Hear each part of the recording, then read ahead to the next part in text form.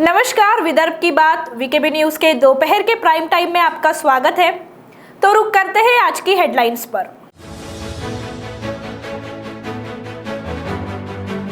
अब की बार नागपुर में गणेश उत्सव पर सार्वजनिक मंडल में 4 और घरों में 2 फुट की मूर्तियां ही होगी विराजित। नागपुर मनपा ने जारी की गाइडलाइन।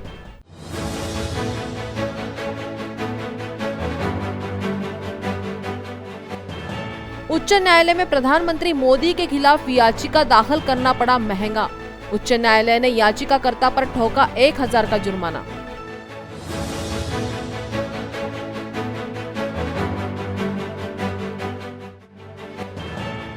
और 10 अगस्त से बिजली कर्मचारी करेंगे निजीकरण का विरोध, सरकार को दिया नोटिस।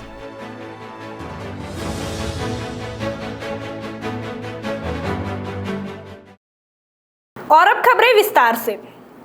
कोरोना की दूसरी लहर की पूरी तरह नियंत्रण में होने के बावजूद हाल ही में अधिकांश व्यापारिक गतिविधियों में छूट दी गई, किंतु धार्मिक आयोजनों पर पहले की तरह पाबंदी जारी है। इसी क्रम में गणेश उत्सव को लेकर मनपा की ओर से नियमावली जारी की गई है। इसके अनुसार सार्वजनिक मंडल द्वारा 4 फुट के गणेश मूर्ति की स्थापना की जा सकेगी, जबकि घरों में केवल 2 फुट तक की मूर्ति स्थापित की जा सकेगी। मंडल के सामने किसी भी तरह की धार्मिक विधि करने पर पूरी तरह पाबंदी है। गतिविधियों में छोटे बच्चे और ज्येष्ठ नागरिक शामिल नहीं हो सकेंगे। मनपा आयुक्त राधाकृष्णन बी ने उत्सव में किसी भी तरह की राहत नहीं मिलने के स्पष्ट संकेत दिए हैं। आयुक्त की ओर से जारी परिपत्रक में प्रत्येक मंडल को थर्मल स्क्रीनिंग मशीन, सैनिटाइजर की व्यवस्था, सोशल डिस्टेंसिंग का पालन, मंडल परिसर को बार बार सैनिटाइज करने के आदेश का उल्लेख है। केंद्रीय प्रदूषण मंडल द्वारा 12 मई 2020 को जारी आदेशों का हवाला देकर पीओपी मूर्तियों की खरीदी टालने की अपील भी लोगों से की गई है। पंडाल की रचना नियमों के अनुसार होनी चाहिए। पंडाल में भीड़ न हो, इसकी जिम्मेदारी मंडल पदाधिकारियों की होगी। आयुक्त ने घरों में मिट्टी या इको फ्रेंडली बाप्पा की स्थापना करने की अपील भी की है। संभवतः बाप्पा का विसर्जन घरों में करने तथा संभव न होने पर मनपा द्वारा अलग अलग हिस्सों में निर्मित किए जाने वाले कृत्रिम टैंक में विसर्जन करने की सलाह दी गई है। कृत्रिम टैंक के लिए शहर के सामाजिक संगठन, हाउसिंग सोसाइटी, जनप्रतिनिधियों से पहल करने की अपील भी आयुक्त ने की है। पिछले बार भी 4 फीट की मूर्ति थी, इस बार भी 4 फीट की मूर्ति। 4 फीट से कोरोना नहीं होगा और 6 फीट से कोरोना होगा, ऐसे ज़्यादा सरकार ने हमें बताना चाहिए। और दूसरी बात, 4 फीट की मूर्ति बनाने का ऑर्डर दे दिया मूर्तिकारों को, लेकिन बैठा लेंगे कौन? बैठा लेंगे तो मंडल वाले ना। जब मंडल वाले महानगर पालिका के पास परमिशन मांगने जाते हैं तो वो कहते हैं कि ऊपर से ऑर्डर आने का है, परमिशन अभी नहीं आएंगी, वो आएंगी 20 दिन पहले। जब 20 दिन पहले जाते हैं फिर कहते हैं परमिशन आने की है, आप 10 दिन पहले आ जाइए। तब तक के मंडल का उत्साह खत्म हो जाता है। जो हम मूर्तिकार जो मूर्तियाँ बना के रखते हैं 4 फीट की, तो वैसी की वैसी मूर्ति पड़ी रहती है।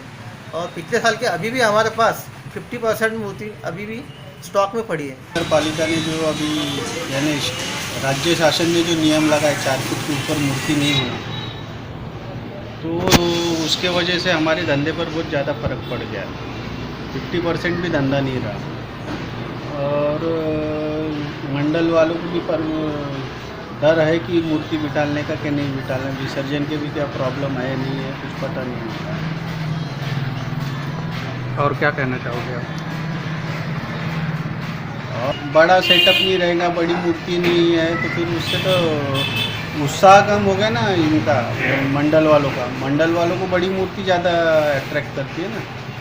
संविधान की धारा 102 तथा जनता की प्रतिनिधि कानून 1951 की धारा 81 का उल्लंघन किए जाने का हवाला देते हुए अधिवक्ता राम खोब्रागड़े की ओर से वर्ष 2014 के बाद से भाजपा के स्टार प्रचारक रहे नरेंद्र मोदी, पूर्व राष्ट्रीय अध्यक्ष अमित शाह और मुख्य चुनाव आयोग के खिलाफ याचिका दायर की गई। याचिका पर सुनवाई के बाद न्यायाधीश सुनील शुक्रे और न्यायाधीश अनिल किल्लोर ने याचिका को ठुकराते हुए 1000 रुपए का जुर्माना भी ठोक दिया। अदालत ने आदेश में स्पष्ट किया कि यदि आदेश का पालन नहीं किया गया तो याचिकाकर्ता के खिलाफ वसूली के लिए भूमि राजस्व के रूप में कार्रवाई करने के आदेश संबंधित प्राधिकरण को दिया जाएगा। याचिकाकर्ता ने याचिका में रिप्रेजेंटेशन ऑफ पीपल्स एक्ट की धारा 123(3), 3A, 7 और 125 के अनुसार प्रतिवादियों को भ्रष्ट कार्यप्रणाली के लिए दोषी करार देने का अनुरोध अदालत से किया।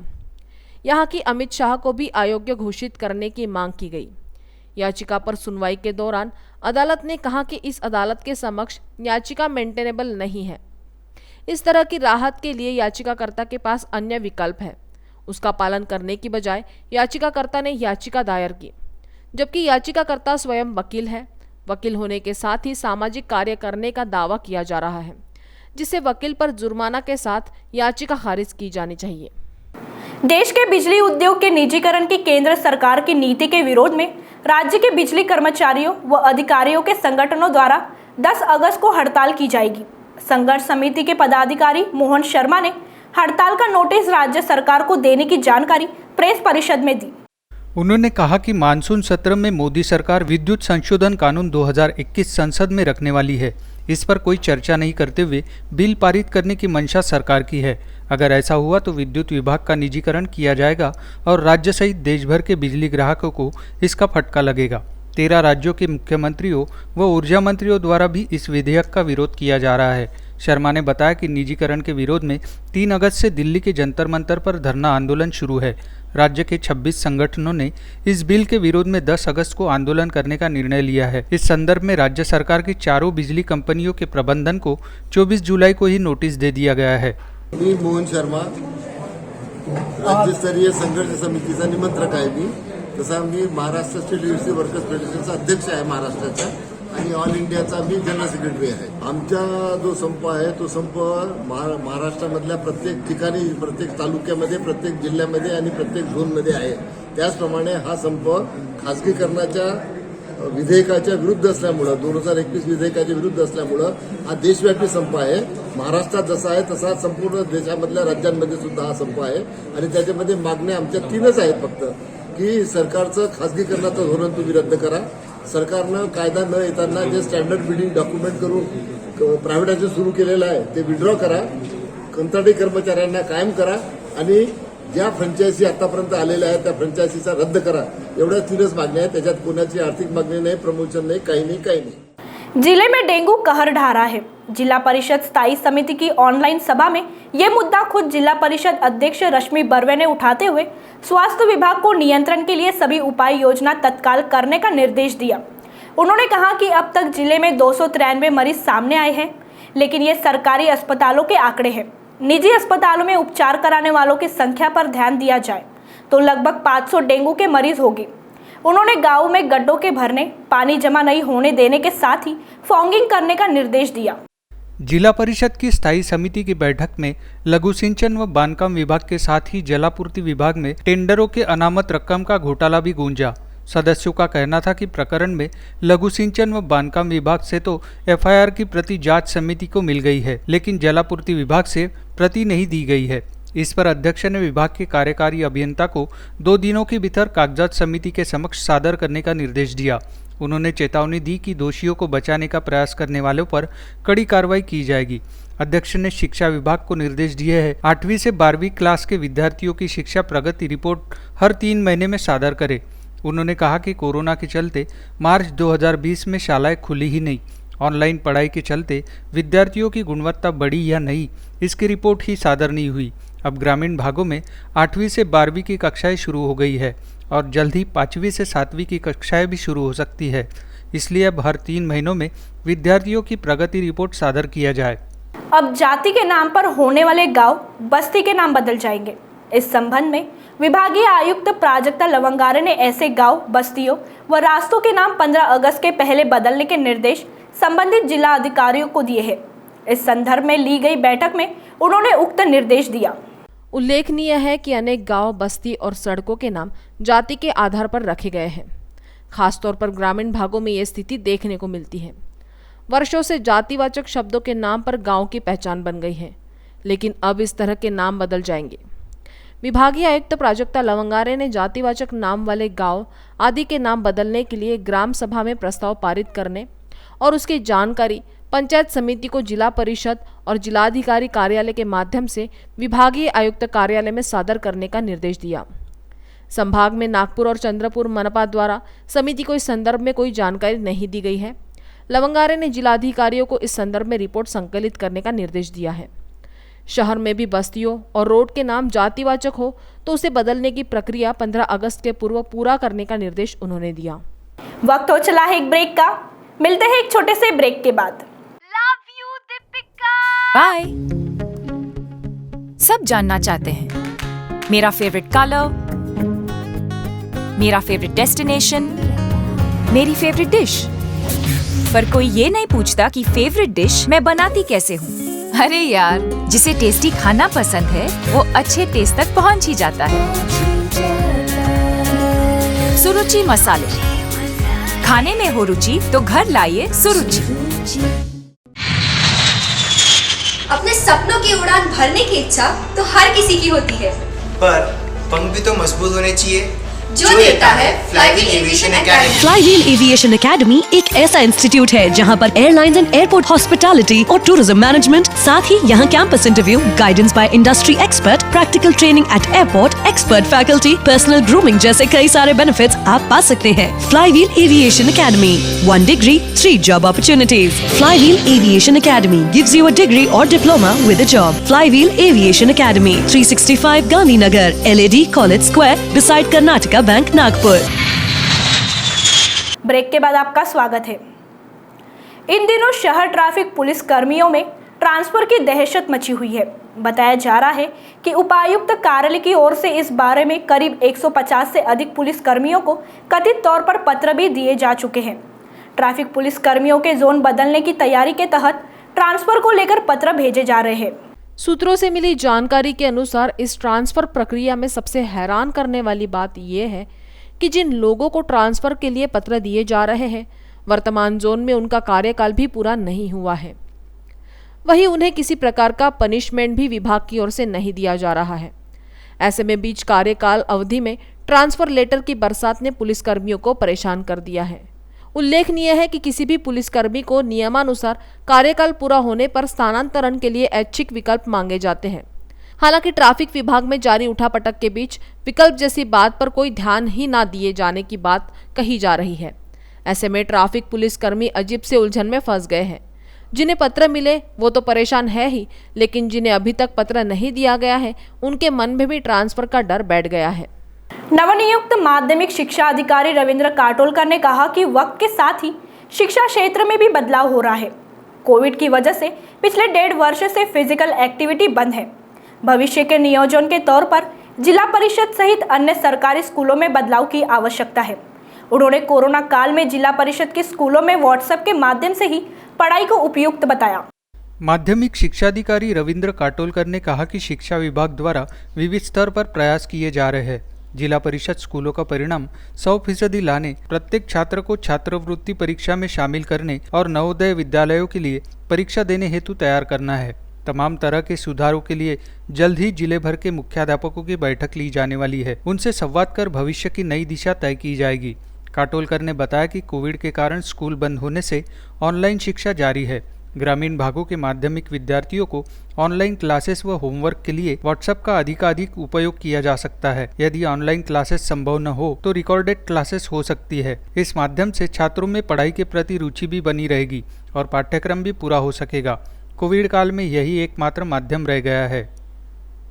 शहर में एक दंपति द्वारा अपने परिचित को ब्याज से तगड़ी कमाई का झांसा देकर 26 लाख रुपए की धोखाधड़ी करने का मामला सामने आया है। पीड़ित को ठगी का एहसास तब हुआ जब आरोपियों ने उनसे 26 लाख तो हड़प लिए, लेकिन ब्याज के पैसे देने के नाम पर मुकर गए।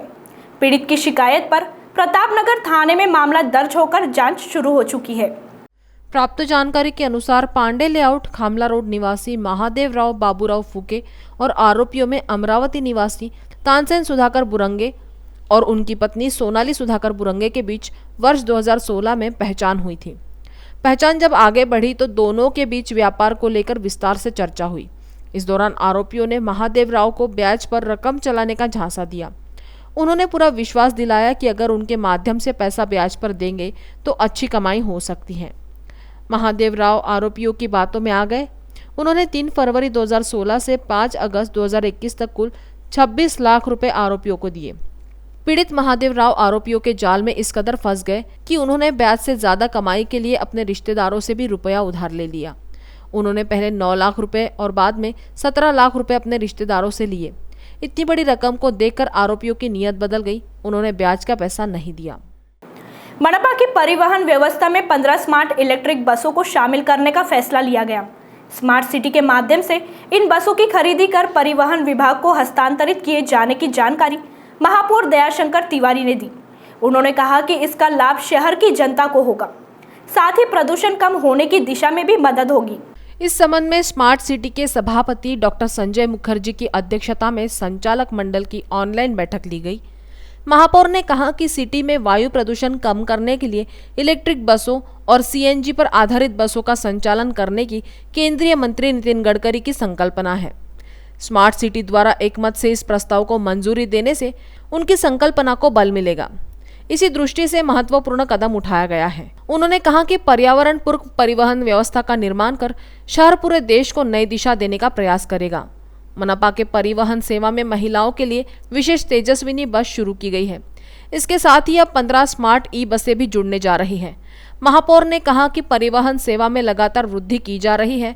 अब नए पड़ाव में 15 स्मार्ट ई बस शामिल होने के बाद नागपुर स्मार्ट सिटी के पारडी, भरतवाड़ा, पुनापुर, भांडेवाड़ी जैसे क्षेत्र के लोगों को दूसरे हिस्से में जाने के लिए बस की मदद होने का विश्वास भी उन्होंने जताया। मनपा की ओर से भले ही शहर विकास को प्राथमिकता देने का दावा किया जा रहा है, लेकिन हकीकत यह है कि केंद्र सरकार की अमृत योजना को भी समय सीमा में अंजाम नहीं दिया जा सका है, जिसका हश्र यह हुआ है कि अब आर्थिक रूप से कमजोर मनपा को 11 टंकियों के निर्माण के लिए 60 करोड़ से अधिक का वित्तीय बोझ सहना पड़ रहा है। शुक्रवार को हुई स्थायी समिति की बैठक में अधिक दरों के टेंडर को मंजूरी देने की जानकारी सभापति प्रकाश भोयर ने दी।